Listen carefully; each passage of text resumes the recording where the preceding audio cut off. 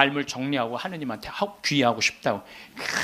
살아온 얘기 다 들어주고, 그리고 이제 마지막에 이제 죽을 때 또 시모님 성가 소리 듣고 죽고 싶다고. 근데 쫓아가갖고 또 보니까 막 기다리고 있더라고요. 그래서 성모님 성가 듣고 싶다. 그래서 내가 막 성가 불러주는데 그렇게 해서 돌아가셨어. 그러니까 내 품에 죽은 무당도 있다니까. 내 품에 죽은. 내가 웬만한 무당보다 낫지. 웬만한 무당보다 나은 거예요. 그러면 우리가 카페 차려놓고 여러분들 본당 신부님들 면담하려고 그러면 얼마나 힘들어. 본당 신부님 바쁘고 우리 은퇴하면 시간도 많은데. 그래서 우리 잘생긴 시모니 신부가 있어요. 오늘 오후에 만날 건데 시모니 신부 그 커피 바리스타 자격증도 있고 잘생기고 자격증이니까 시모니 신부는 커피 바리스타하고. 그리고 나보다 7살 많은 베네딕토 신부라는데 얼굴이 못생겼어요. 네. 형은 그 정신없이 왔다 갔다 하지 말고 주방에서 나오지 말고 거기서 나오지 말고 음식하고 음식. 네. 그 다음에 뭐 담배만 피우고 뭐 아무것도 안 하는 우리 마티아 신부 너는 청소하고. 난 이제 이게 되니까 앉아서. 내가 장소도 다 봐뒀어요. 장소는 어디로 했냐면은 남한산성 성지가 있는데 남한산성 성지가 새로 성당을 줘서 갔어요. 옛날 구성당이 아주 그 창호주로 잘 져놨어. 그래갖고 그 성당 터 달라고 그랬어. 여러분들 남한산성 그 근처에 또 점 보는 데도 많아요 보면. 그래갖고 이제 거기에 이제 신부 카페. 우리는 은퇴해서도 할 일이 있는 거야. 그러니까 나는 이제 뭐 대학 하라고 이제 기부금도 40억 받았으니까 나는 200살까지 살아도 일이 있어요. 200살까지. 근데 여러분들은 무슨 계획이 있느냐? 나 이걸 묻고 싶은 거예요. 무슨 계획이 있느냐? 지금 60살 되신 분들은 100살까지 살아요. 100살. 50살 되신 분들은 110살까지 살아. 110살. 40대신 분들은 120살까지 살아. 120살. 제가 20년 전에 강의하러 다니면서 여러분들은 이제 100세 시대가 옵니다. 신부님 뻥하지 말라고 무슨 100살까지 사느냐고. 근데 요즘 여러분들 100세 안보장, 100세 연금보장 나왔어요? 안 나왔어요? 100세 시대 온 거예요. 근데 올해 한 보험회사에서 무슨 상품이 나왔냐면 110세 건강 안심보험이 나왔다니까요. 그러면 이분들이 보험회사 분들이 야 100세 상품 나왔으니까 다음에 110세 할까? 이거 아니죠. 그때는 암 정복된다고 보는 거예요. 그리고 그때는 치매도 어느 정도 잡는다고 보는 거예요. 혈압, 당뇨 다 잡는다고 보는 거예요. 그러니까 그래 60년 후야. 60년 후인데 여러분들 1년에 0.5년이 늘어나. 1년에 0.5년 평균.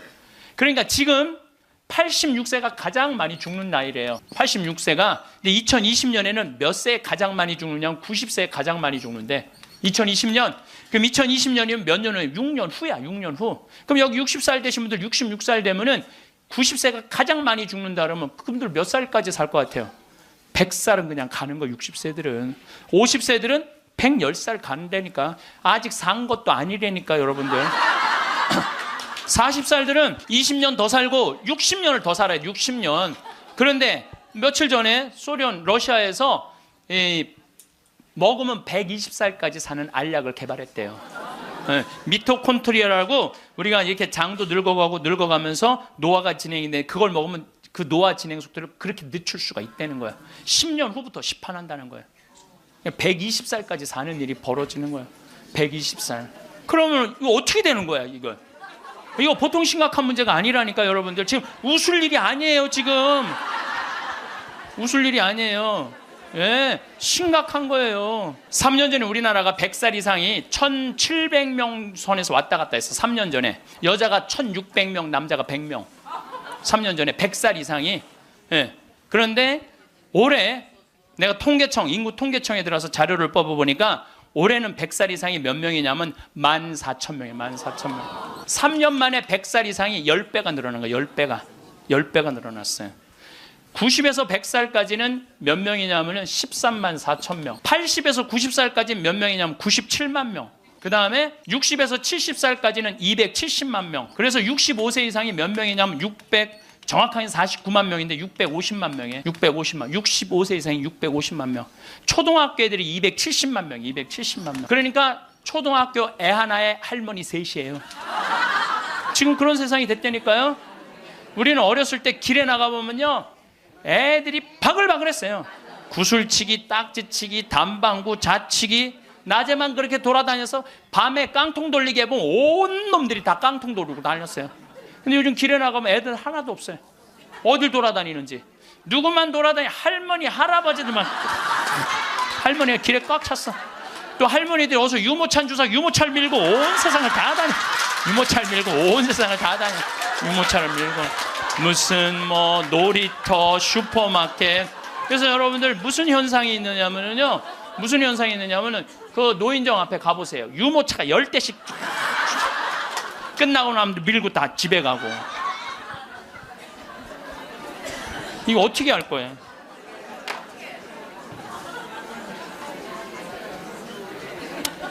조선시대 왕들은 평균 연령이, 조선시대 왕이 27명이었어요. 27명이 있었는데 평균 연령이 46.1세였어요.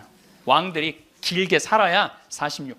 왕자고 공주들, 관리 잘한 왕들은 46.1세. 관리 잘하는 거, 왕자도 큰 왕자들 있잖아요. 왕 못된 왕자들. 그거 평균 나이라면 36세야. 평민들은 조선시대 35세. 평균 나이 35세. 그때는요, 아무 문제가 없었어요. 그때는 35세.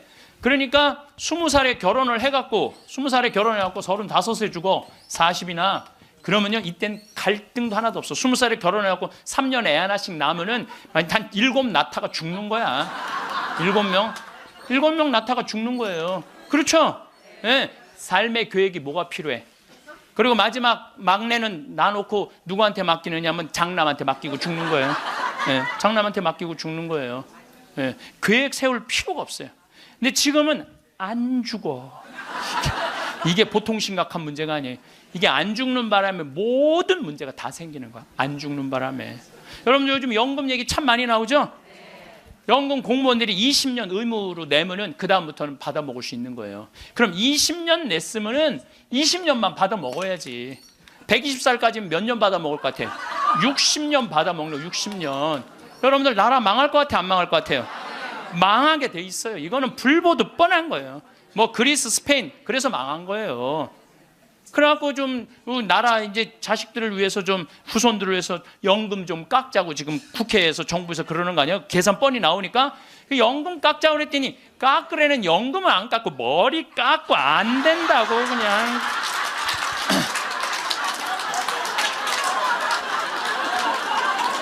아니 누가 연금 깎자고 그랬지 머리 깎자고 그랬어? 그런데 여러분들 이게요, 이게 웃지도 울지도 못할 일이에요. 웃지도 울지도 못할 일이야. 이게 지금 이게 지금 우리나라가 지금 무대책이야. 무대책. 아무 대책이 없는 거야. 그래서 연금 문제에 걸리지. 치매가 우리나라가 지금 58만 명이에요. 여러분들 35살 때 죽을 때 치매 걸려요? 이땐 치매 걸릴 시간도 없어요. 근데 지금 80, 90 방에 가만히 앉아 있으면은요, 네가 누군지 내가 누군지도 모르고 그냥 이러고 있는 거예요. 네가 누군지 내가 누군지도 모르고.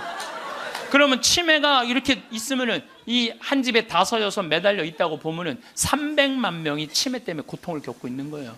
모든 문제는 안 죽어서 생기는 문제예요. 내가 삶을 어떻게 살아갈 것이냐, 이거 보통 생각해야 되는 거 아니에요. 그냥 진짜 웃을 일이 아니라니까요. 지금 여러분들 웃을 일이 아니에요. 그런데 우리나라가 65세 이상 노인들이 OECD 국가 중에 가장 가난해. 가장 가난해. 근데 여러분들 왜 가난한 줄 알아요? 국가가 잘못해서 가난했을 것 같아요? 천만의 말씀. 우리나라가 프랑스보다 교육비를 몇 배를 더 쓰냐면 9배를 더 써요. 프랑스보다 9배 더 써요. 미국보다 교육비를 몇 배 쓰는 3배를 더 써. 3배를.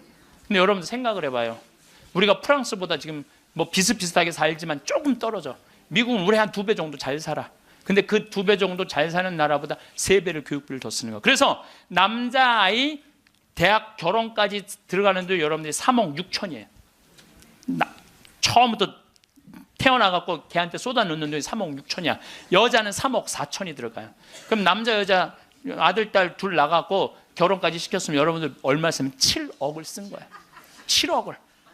셋 낳았으면 10억을 쓴 거야. 10억. 그러니까 애를 낳아요. 그래서 애도 안 낳는 거예요. 이놈의 교육 때문에 애도 안 낳는 거예요. 그러니까 애가 안 나오면 나라는 어떻게 되겠어요? 이게 머리가 복잡해요. 내가 보기엔 정치인들 머리가 지끈지끈할 거야 아마. 그 생각을 해보면은. 그러니까 65세 넘어가고 OECD 국가 35개 나라 중에 우리나라가 노인이 가장 가난해. 쓸 돈이 없는 거야. 자식들한테 다 쓰고. 그리고 요즘 애들은요 1등 아니면 패배자야 다. 그러니까 대기업에 취직 안 하면 아무데도 취직 안 하는 거야. 그리고 대기업 안 갈 바야 200만 원 받고 일 안 한다 이거야. 그러니까 집에서 논다는 거야.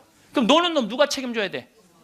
부모가 아니 어제도 저녁 먹으면서 들은 얘기인데 엄마 아빠가 다 교직이래. 그래서 연금이 700만 원 정도 나온대요. 그렇게 친구 중에 제일 연금이 많이 나온대. 상점 밥 한 번, 술 한 번을 안 낸다는 거야. 친구들이 막 욕을 한다는 거야. 너는 이 새끼야 밥 한 번 안 사냐. 그렇게 연금이 많은데 근데 한 친구한테 술 한 번 하자 그러면서 울면서 그러더래요.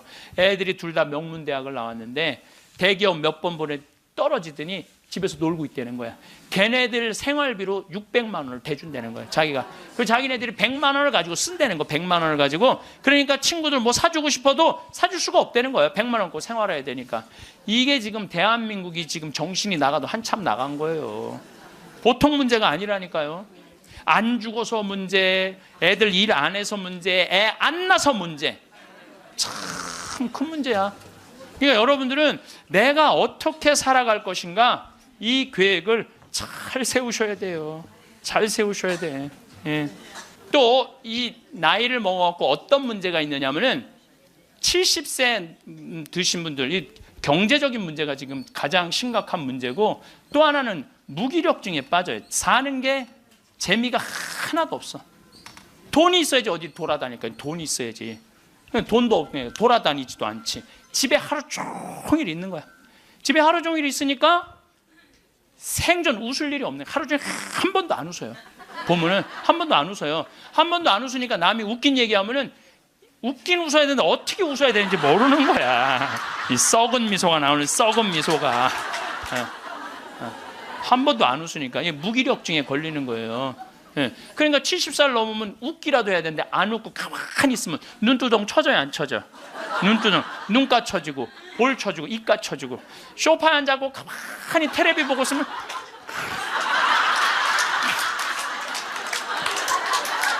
소파에 앉아고 텔레비만 째려보고 있는 거예요. 아니 텔레비가 뭘 잘못했다고. KBS 한번 째려보고 MBC 한번 째려보고 SBS 한번 째려보고 평화방송 한번 평화방송 볼 때 더 째려봐. 저 무슨 얘기하는 건가. 뭐 애들 다 떠나고 여러분들 애들 다 떠나고 남편하고 있으면 뭐 깨가 쏟아질 것 같아요? 깨 안 쏟아져요. 신혼 때나 깨가 쏟아지는 거지. 소파에 앉아 이렇게 있는데 남편이 지나가면은 투명인간이 지나가나 보다.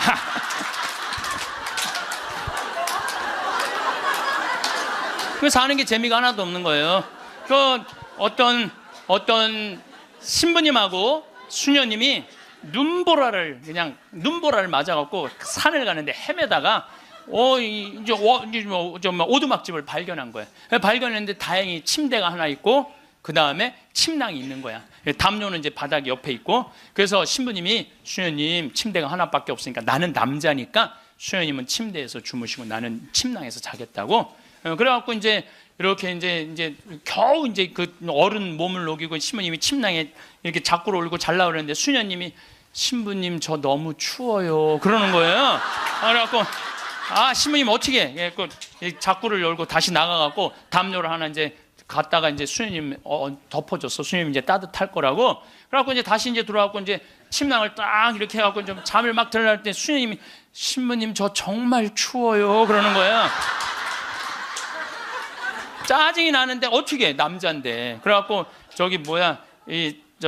다시 이걸 열고 다시 담요를 하나 수녀님 덮. 수녀님 진짜 이제 따뜻할 거라고. 그래갖고 이제 겨우 잠을 일어나. 신부님 저 정말 추워요 그러는 거예요. 신부님이 딱 일어나서 수녀님 사실은 여기 우리 둘밖에 없다. 아무도 우리 둘이 있는 거 모른다. 그러니까 수녀님 우리 부부처럼 오늘 밤을 좀 지내자. 그랬더니 수녀님 아우 좋아요 그랬어요. 수녀님이 아우 좋아요. 그래 아유 좋아요. 그래서 그럼 부부처럼 하는데 내가 지금부터 말을 좀 하겠다. 수녀님 그 수녀님 말을 내가 빼겠다. 당신 자꾸 짜증나게 할 거야? 그 빌어먹을 담요 당신이 갖다 덮어. 나 잠 좀 자게 나도 좀. 여러분들 부부가 이게 다정하게 이렇게 살다가 늙으면 좋은데 서로 맨날 짜증이 나느니 뭐 지겹대느니 이런 소리 하면은요 늙어서 한 집에 살아도요 있으나 많아요. 있으나 많아야. 하루 종일 혼자 텔레비. 그래 이제 저녁에 며느리가 어머니 식사하세요. 방문 땅땅 두들겼는데 또 이 시어머니 또 전기세 또 불은 깜깜하게 꺼내. 째려보던 눈빛 그대로 파란 텔레비 불빛에 밥 먹으라고 이렇게 째려보면요 며느리가 심장이 땅땅 떨어지는 거예요. 사람은요 눈꼬리가 올라가지 이쁜 거야. 입꼬리가 올라가지 이쁜 거예요. 그래서 젊은 사람이 웃을 때 시원한 게 눈꼬리가 올라가고 입꼬리가 올라가서 시원한 거예요. 내가 이렇게 이렇게 젊은 사람은 눈에 확 띄어요. 눈꼬리 쫙 올라가고 입꼬리 올라가서. 또 나한테 강의 들어오면 그냥 와 신부님한테 온다고 연필로 막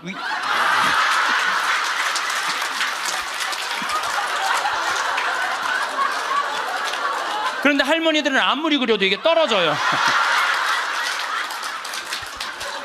그래서 제가 드리는 말씀은 무기력증에 빠져 살지 말고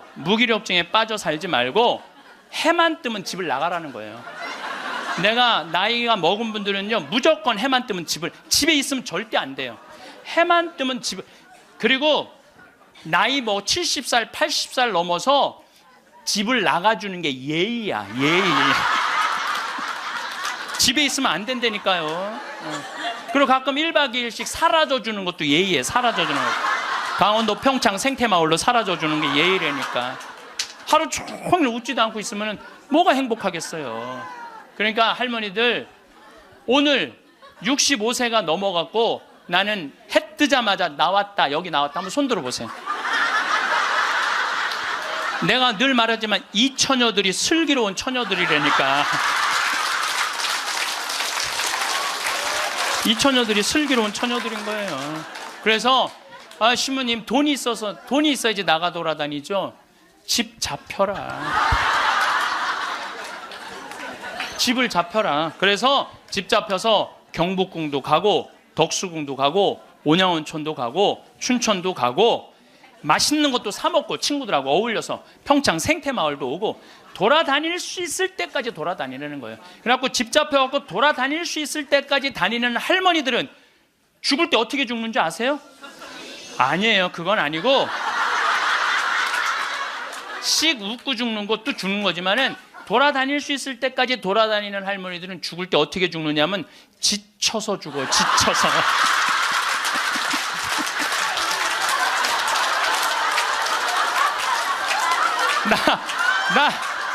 이제 그러니까 95살쯤 돼갖고 나 도저히 못 돌아다니겠다. 나 힘들어서 도저히 나 이제 가야 되겠다. 그러면서 씩 웃으면서 죽는 거 지쳐서. 근데 어떤 사람들이 사람을 미치게 만드느냐면 돈 쓰는 건 무서워갖고 뒷방에 가만히 앉아 있는 거예요. 뒷방에 가만히 앉아 있으면은 여러분들 그 다음에 허벅지에 근육이 풀려요. 허벅지에 근육이 풀리면 그 다음에 하는 일은 누워서 똥 싸는 거예요. 똥 싸는 거예요. 그 다음에 그 집에 할머니가 똥을 싸기 시작하면 그 집은 기쁨은 다 사라지는 거예요. 냄새가 얼마나 기분 나쁘게 하겠어요. 본인도 괴롭지만 그걸 옆에서 지켜보는 사람들. 그러니까 여러분들 자식을 위하는 거는요 자식 걱정하는 게 아니에요. 자식을 위하는 건 내가 마지막까지 죽기 직전까지 내 발로 화장실 가주는 게 정말 자식을 위하는 거예요. 그러니까 마지막까지 화장실을 가주기 위해서는 뭐 해야 돼? 운동해야 된다. 운동. 제가 말씀드리는 거 운동. 네, 운동. 여러분들 2살 때 자랑스러운 게 뭔지 알아요? 똥오줌 가르는 거예요. 2살 때 자랑스러운 건 똥오줌 가르는 거예요. 3살 때 자랑스러운 건 뭐냐면 이가 나는 게 자랑스러운 거예요. 그렇죠? 12살 때 자랑스러운 건 뭐냐면 또래 친구가 있는 게 자랑스러운 거. 그때 엄마 아빠 필요 없어. 또래 애들이랑 막 뛰어놀고 다녀. 18살 때 자랑스러운 건 운전을 할 줄 아는 게 자랑스러운 거예요. 20살 때, 20대 때 자랑스러운 건 애인이 있는 게 자랑스러운 거예요. 애인이 있는 게. 35살 때 자랑스러운 건 돈을 버는 게 자랑스러운 거야. 50살 때 자랑스러운 건 뭐가 자랑스러워? 돈이 많은 게 자랑스러워. 60살 때 자랑스러운 건 뭐가 자랑스러운 줄 알아? 애인이 있는 게 자랑스러워. 그때도 애인이 있어. 자랑스러운 거예요. 70세 때 자랑스러운 건 뭔지 운전을 할 줄 아는 게 자랑스러워. 75살에 자랑스러운 건 같이 여행 다닐 친구가 있는 거, 같이 밥 먹을 수 있는 친구가 있는 게 자랑스러워요.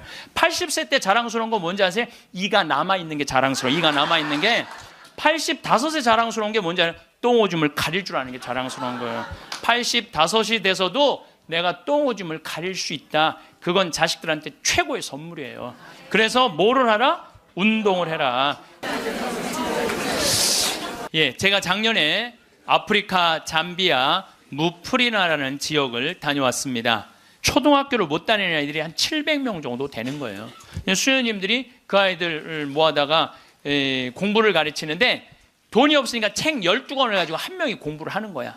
그래서 필요한 게 뭐냐니까 책을 사달래. 그래갖고 가갖고 두 명이 한 권을 볼 수 있도록 해줬어요. 근데 내가 간 결정적인 이유는 나는 생태마을을 꾸미니까 거기에 자카란다 농장이 있어요. 근데 농장이 80만 평이야. 80만 평. 80만 평인데 수녀님이 2만 평밖에 농사를 안 짓고 있는 거예요.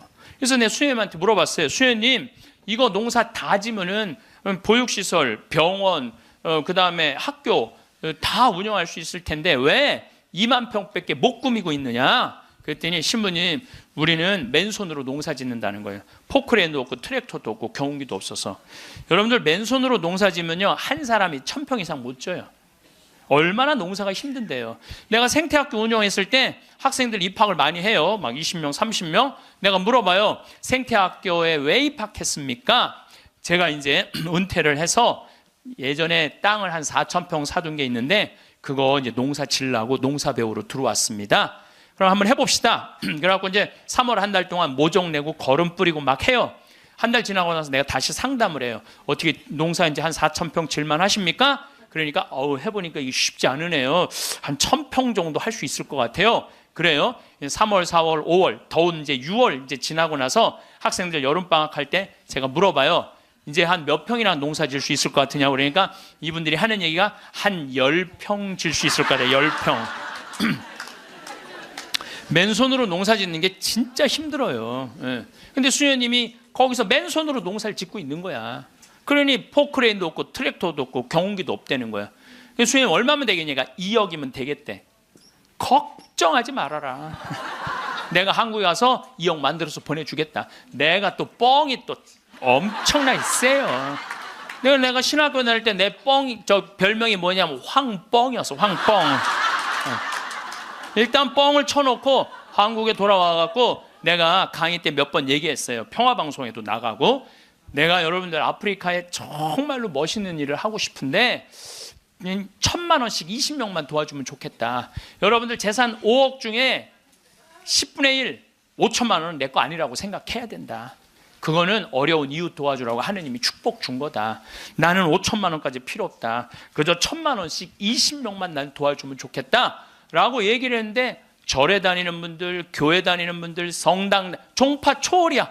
뭐 성당 다니는 분들, 아무 데도 안 다니는 분들, 이런 분들이 돈을 보내주는데요 3개월 만에 2억이 들어온 거예요. 난 너무너무 감사해요. 네. 그분들이 정말 큰 마음 먹고 평생 모은 거 내신 분들도 많더라고요. 또 한 분은 마장동에 있는 분은 그냥 500원짜리 1,000원짜리 다 모아 한 500만 원을 갖고 온 거예요. 그걸 그냥 드럼통에 싸갖고 와서. 하여튼 감동적인 일이 너무 많았어요. 그런데 이제 2억이 딱 이제 3개월 만에 들어왔는데 2억 들어온지 모르고 계속 전화해갖고 돈 보내준다는 거야. 그래서 내가 전화 받아갖고 이제 2억 들어왔으니까 그만 보내셔도 된다고 이렇게 말을 할 수가 있어야지. 돈을 보내준다는데 계속 받았어요. 계속 받았는데 내가 요새 강의 때문에 책상에 못 앉았는데 어젠가 그제 여기 평화방송 강의 준비한다고 밤 12시에 들어가는데 1,000만 원을 또 전주에서 어떤 분이 또 보냈더라고. 그것까지 합쳐서 들어온 돈이 7억 1,000만 원이 들어온 거야. 7억 1,000만 원. 아니 2억이면 되는데 7억이 들어오니까요, 사람이 마음이 간사해지더라고요. 난 그래서 이걸 하면서 그 복지시설 사람들 이해가 되더라니까요. 그 돈 떼어먹는 사람들 이해가 되더라니까. 이래서 떼어먹는구나. 어쨌든 내가 이제 포크레인 트랙터 경운기 사주기로 했으니까 그거 사주러 나갔어요. 나는 공투 조그만 걸 사주려고 갔는데 수현이 말을 바꾸는 거예요. 공투는 안 된다는 거예요. A10을 사달라는 큰 거. 왜냐하면 여기 개미산이 한 2,000개 있어요. 농장 안에. 개미산이 있으니까 농사를 못 짓는 거예요.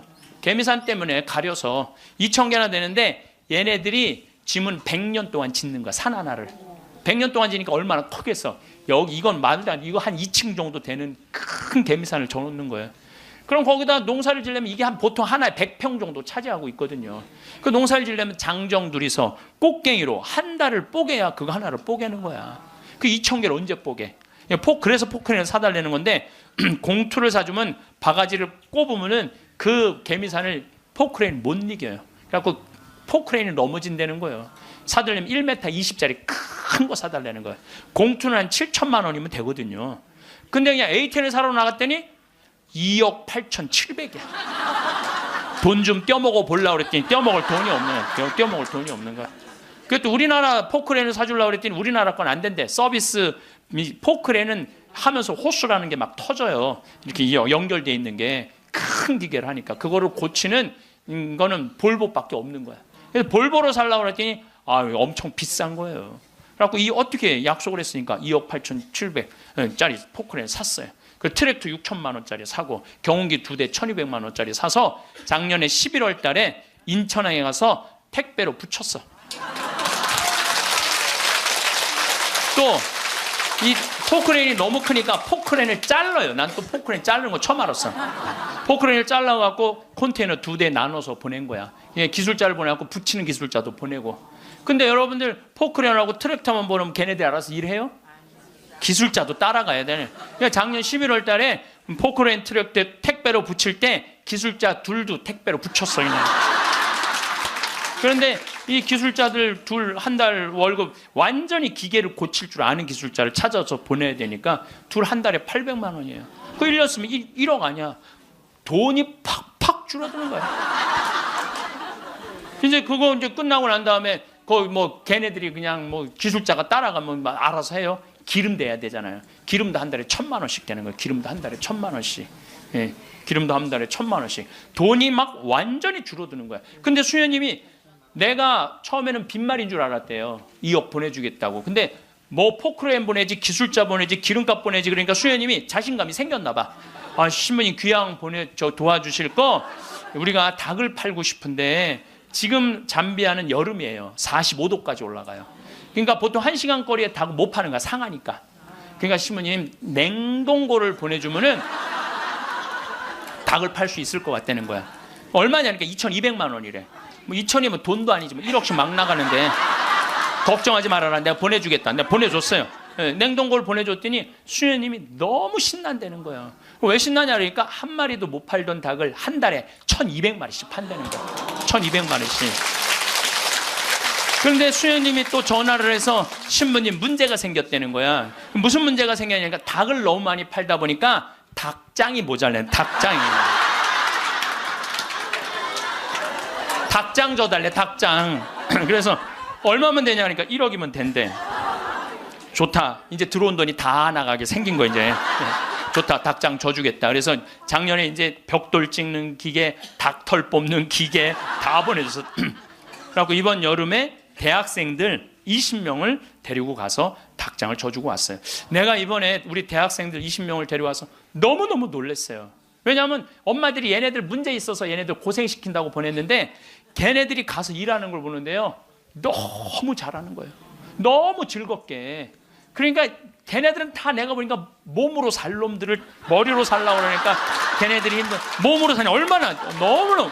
그래서 얘네들이 닭장 다 줘주고 닦아놓은 땅이 10만 평이야. 10만 평. 야, 나는 이번에 정말 감동받았어요. 그리고 이제 아줌마 3명이 따라갔어요. 한 70명이 지원을 했어요. 20명 데려가야 되는데 뭐 70대, 60대, 50대, 40대, 20대만 싹 뽑고 나머지는 다 이제 제하고 60대 아줌마 3만 모시고 갔어요. 지원한 분들. 왜 모시고 갔겠어요? 밥 해주는 거. 밥 해주는 거. 근데 그 3분도 음식을 너무너무 맛있게 잘하더라고요. 하여튼 이번에 근데 이제 그것만 한다고 되는 게 아니잖아요.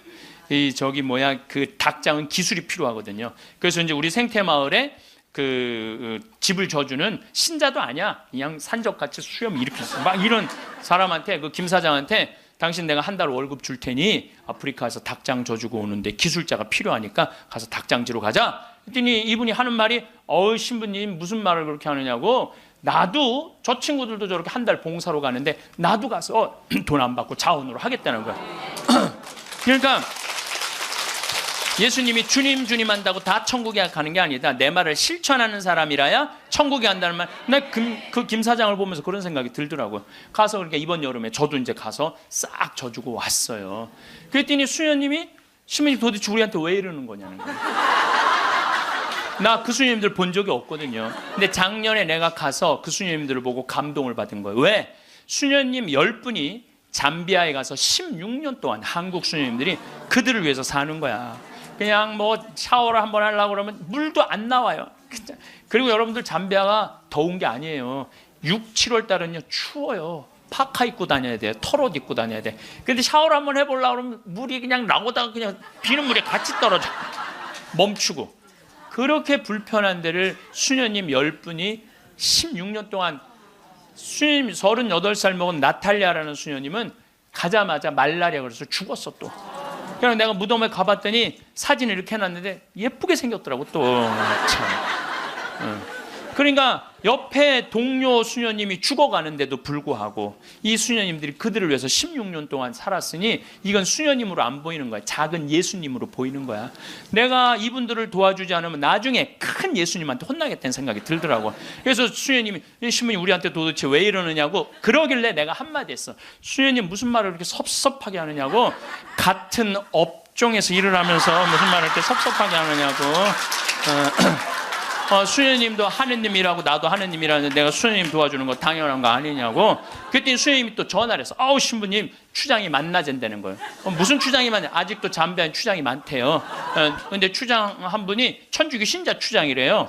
거기는 한 20%가 천주교 신자들 잠비아는. 근데 그 추장이 땅이 6억 평이 있대.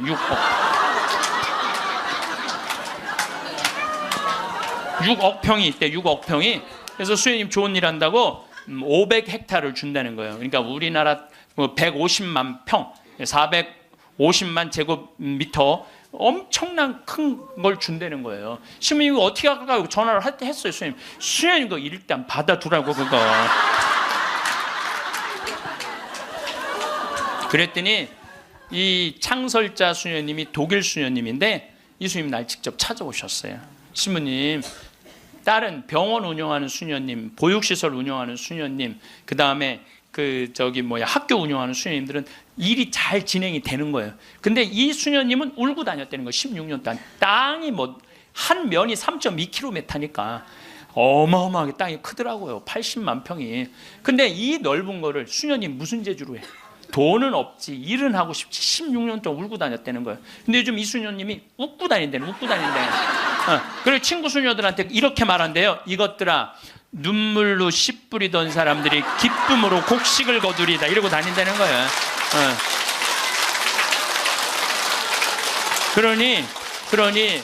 그러니 신부님 이건 자기네들은 하기가 쉽지 않다는 거예요. 신부님은 나는 또 그쪽으로 공부도 했고, 그러니 신부님 귀향 시작을 했으니 완성을 좀 해달라고. 그러니까 난 또 80만 평 완성하려면은 70살까지 일이 기다리고 있는 거야.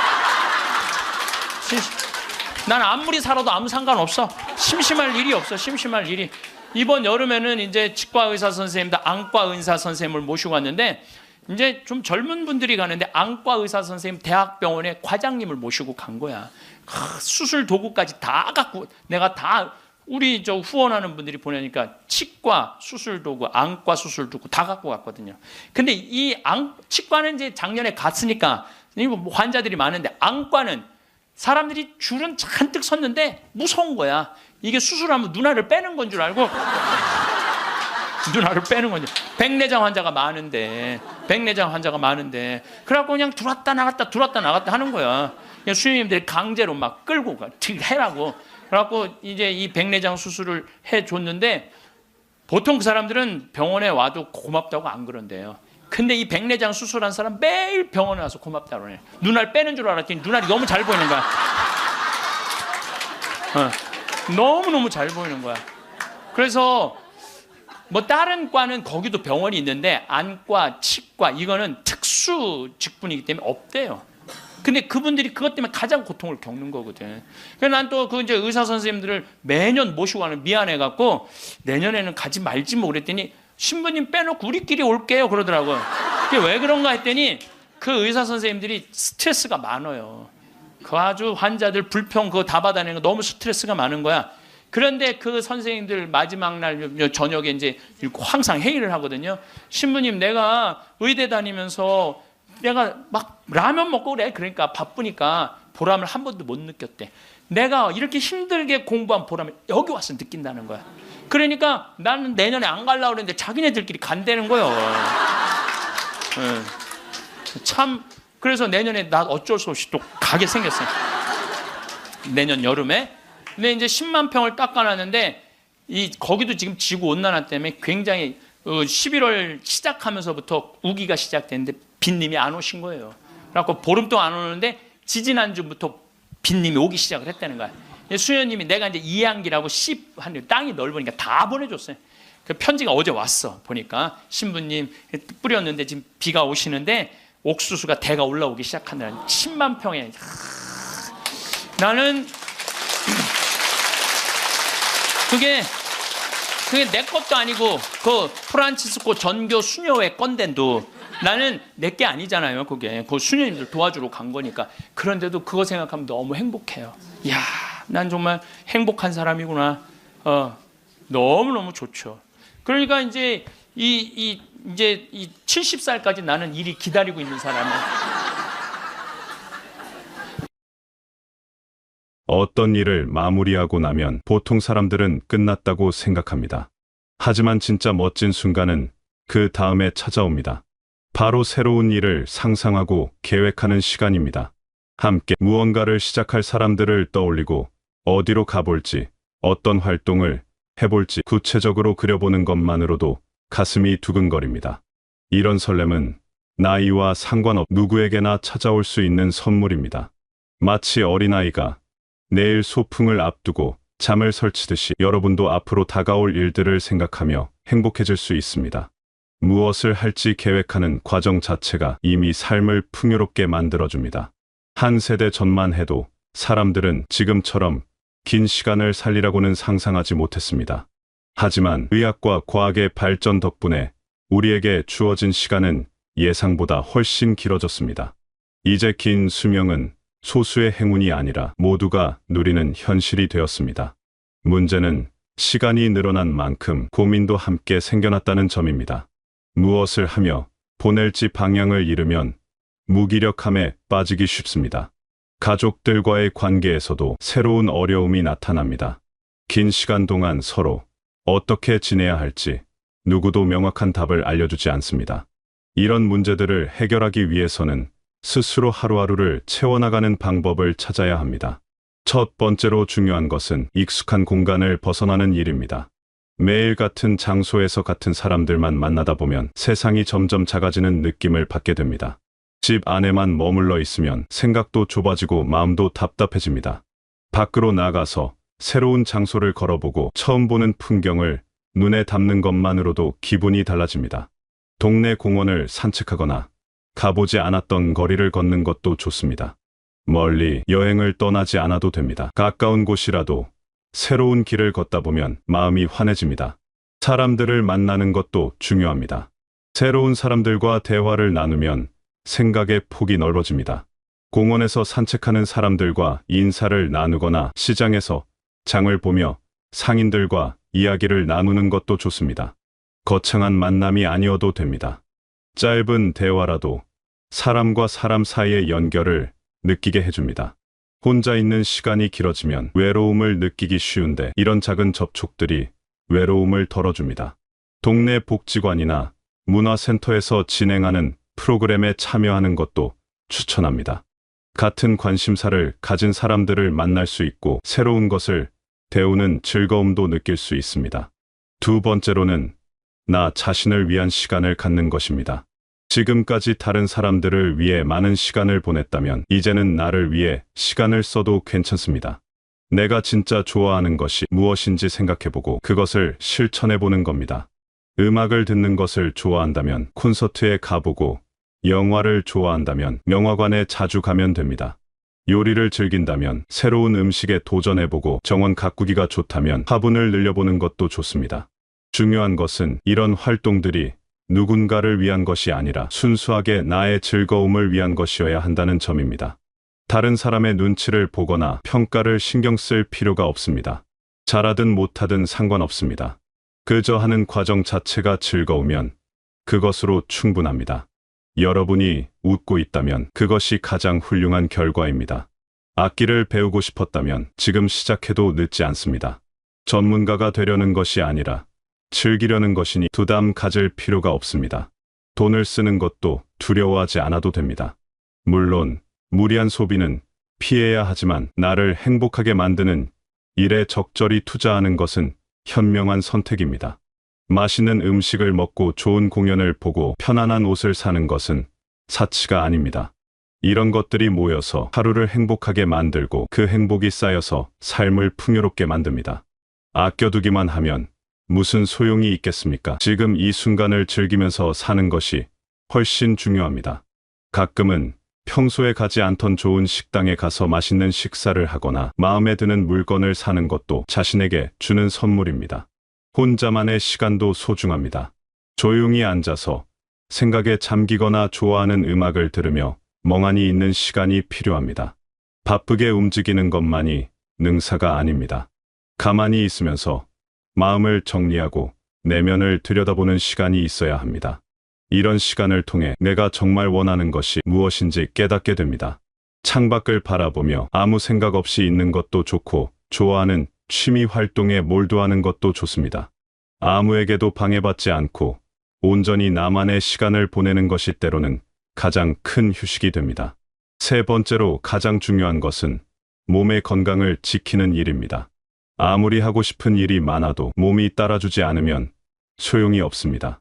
건강한 몸이 있어야 원하는 것을 할 수 있고 가고 싶은 곳에 갈 수 있습니다. 건강을 유지하는 방법은 생각보다 간단합니다. 매일 조금씩 몸을 움직이고 제때 식사하고 충분히 자는 것입니다. 운동이라고 해서 거창할 필요는 없습니다. 집 근처를 걷는 것도 훌륭한 운동입니다. 하루에 30분만 걸어도 몸이 달라집니다. 걷기가 지루하다면 가벼운 스트레칭이나 체조를 해도 좋습니다. 중요한 것은 매일 규칙적으로 하는 것입니다. 하루 이틀 건너뛰면 다시 시작하기 어려워집니다. 날씨가 나쁘거나 몸이 피곤한 날도 있겠지만 가능한 한 매일 조금씩이라도 움직이려고 노력해야 합니다. 집 안에서라도 제자리 걸음을 하거나 간단한 맨손 체조를 하면 됩니다. 걷기는 특별한 장비나 기술이 필요 없는 최고의 운동입니다. 편한 신발만 신으면 언제 어디서나 할 수 있습니다. 아침 일찍 공원을 걷는 것도 좋고 저녁 식사 후 동네를 한 바퀴 도는 것도 좋습니다.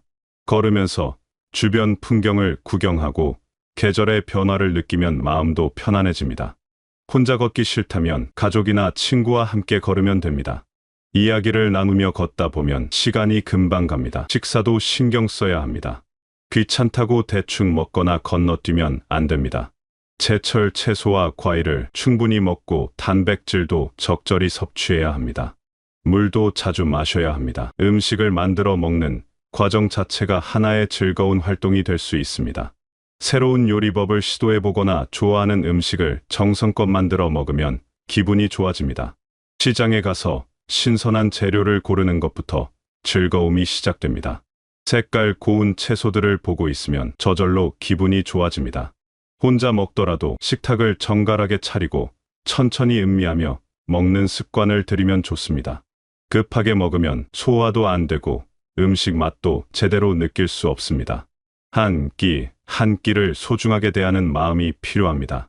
밥을 먹는 것은 단순히 배를 채우는 행위가 아니라 몸과 마음을 돌보는 의식입니다. 수면도 중요합니다. 잠을 충분히 자야 몸이 회복되고 머리가 맑아집니다. 밤에 잠이 안 온다면 낮 동안 활동량을 늘리고 저녁에는 자극적인 것들을 피하는 것이 좋습니다. 규칙적인 수면 패턴을 유지하면 자연스럽게 잠이 옵니다. 매일 비슷한 시간에 자고 일어나는 습관을 들이는 것이 중요합니다. 낮잠을 너무 오래 자면 밤에 잠이 안 오니 주의해야 합니다. 건강검진도 정기적으로 받아야 합니다. 몸에 문제가 생기기 전에 미리 발견하고 관리하는 것이 중요합니다. 작은 증상을 무시하지 말고 이상하다 싶으면 병원에 가보는 것이 좋습니다. 건강은 한번 잃으면 되찾기 어렵습니다. 예방이 최선의 치료입니다. 정기적으로 혈압을 재고 혈당을 체크하는 것도 필요합니다. 약을 먹어야 한다면 꼬박꼬박 챙겨 먹어야 합니다. 몸을 건강하게 유지하면 마음도 건강해집니다. 몸과 마음은 따로 떨어져 있지 않습니다. 몸이 아프면 마음도 우울해지고 마음이 힘들면 몸도 약해집니다. 반대로 몸이 건강하면 자신감이 생기고 긍정적인 생각이 늘어납니다. 무엇이든 할 수 있다는 느낌이 들고 새로운 도전이 두렵지 않게 됩니다. 가벼운 몸으로 하루를 시작하면 모든 일이 즐겁게 느껴집니다. 친구들과 만나서 함께 운동하는 것도 좋은 방법입니다. 혼자 하면 작심삼일이 되기 쉽지만 누군가와 함께하면 오래 지속할 수 있습니다. 서로 격려하고 응원하면서 운동하면 더 즐겁고 효과도 좋습니다. 운동 모임에 참여하거나 함께 산책할 친구를 찾아보는 것은 어떨까요? 약속이 있으면 귀찮아도 나가게 되고 한번 나가면 운동하게 됩니다. 긴 시간을 행복하게 보내는 비결은 멀리 있지 않습니다. 먼 미래를 걱정하며 불안해하는 것보다 지금 이 순간을 충실하게 사는 것이 훨씬 중요합니다. 오늘 하루를 잘 보내면 내일도 잘 보낼 수 있습니다. 하루하루가 쌓여서 한 달이 되고 1년이 되고 긴 시간이 됩니다. 거창한 계획을 세우고 큰 결심을 할 필요가 없습니다. 그저 매일 작은 것들을 실천하면 됩니다. 아침에 일어나서 창문을 열고 신선한 공기를 마시는 것부터 시작하면 됩니다. 간단한 스트레칭을 하고 맛있는 아침을 먹고 밖으로 나가 햇빛을 쬐는 것만으로도 하루가 달라집니다. 좋아하는 사람에게 연락하고 반가운 얼굴을 보고 따뜻한 대화를 나누면 마음이 풍요로워집니다. 저녁에는 하루를 되돌아보며 잘한 일들을 생각해 봅니다. 작은 성취라도 스스로를 칭찬해 주는 것이 좋습니다. 오늘 30분을 걸었다면 잘했다고 말해주고 맛있는 식사를 만들어 먹었다면 수고했다고 격려해 줍니다. 친구와 즐거운 시간을 보냈다면 행복한 하루였다고 감사해야 합니다. 이렇게 하루를 긍정적으로 마무리하는 습관이 중요합니다. 잘못한 것이나 못한 것을 생각하며 자책하는 대신 잘한 것들을 떠올리며 만족하는 것입니다. 실수를 해도 괜찮습니다. 계획대로 되지 않아도 괜찮습니다. 완벽하게 살려고 애쓸 필요가 없습니다. 중요한 것은 포기하지 않고 계속 나아가는 것입니다. 넘어지면 다시 일어나고 잘못하면 고치면 됩니다. 매일 조금씩 나아지려고 노력하는 것 자체가 이미 훌륭한 삶입니다. 어제보다 오늘이 조금 더 나으면 그것으로 충분합니다. 급하게 변화하려고 하면 오히려 지치고 포기하게 됩니다. 여러분 자신을 돌보는 것은 이기적인 일이 아닙니다. 오히려 가장 책임감 있는 행동입니다. 내가 건강하고 행복해야 주변 사람들도 편안합니다. 내가 무기력하고 우울하면 함께 사는 사람들도 힘들어집니다. 나를 잘 돌보는 것이 결국 모두를 위한 최선의 선택입니다. 가족들도 여러분이 건강하고 행복하기를 바랍니다. 짐이 되고 싶지 않다는 생각에 자신을 희생할 필요가 없습니다. 여러분이 즐겁게 웃으며 활기차게 지내는 모습이야말로 가족들이 가장 보고 싶어 하는 모습입니다. 억지로 참고 견디며 사는 것이 미덕이 아닙니다. 솔직하게 내 감정을 표현하고 원하는 것을 말하고 하고 싶은 일을 하면서 사는 것이 진정으로 성숙한 태도입니다. 불편한 것이 있으면 말하고 도움이 필요하면 요청하는 것이 당연합니다. 혼자 모든 것을 감당하려고 하지 않아도 됩니다. 앞으로 다가올 많은 날들을 어떻게 보낼지는 여러분의 선택에 달려 있습니다. 두려움과 걱정 속에서 보낼 수도 있고 기대와 설렘 속에서 보낼 수도 있습니다. 같은 시간이라도 어떤 마음으로 보내느냐에 따라 전혀 다른 삶이 됩니다. 매일 아침 눈을 떴을 때 오늘은 어떤 좋은 일이 있을까 기대하며 일어나는 사람과 오늘도 힘든 하루가 되겠구나 생각하며 일어나는 사람의 삶은 다를 수밖에 없습니다. 긍정적인 마음을 유지하는 것이 쉽지만은 않습니다. 몸이 아프고 마음이 힘들 때도 있고 외롭고 우울할 때도 있습니다. 하지만 그럴 때일수록 작은 것에서 기쁨을 찾으려고 노력해야 합니다. 창밖에 핀 꽃을 보거나 맛있는 음식을 먹거나 좋아하는 음악을 듣는 것만으로도 기분이 조금은 나아질 수 있습니다. 모든 것이 완벽할 수는 없지만 그 안에서도 행복을 찾을 수는 있습니다. 다른 사람과 비교하지 않는 것도 중요합니다. 누군가는 더 많이 가지고 있고 더 건강해 보이고 더 행복해 보일 수 있습니다. 하지만 그것은 겉모습일 뿐입니다. 모든 사람은 각자의 고민과 어려움을 안고 살아갑니다. 남의 삶을 부러워하며 내 삶을 비하할 필요가 없습니다. 지금 내가 가진 것에 감사하고 내가 할 수 있는 일에 집중하는 것이 훨씬 현명합니다.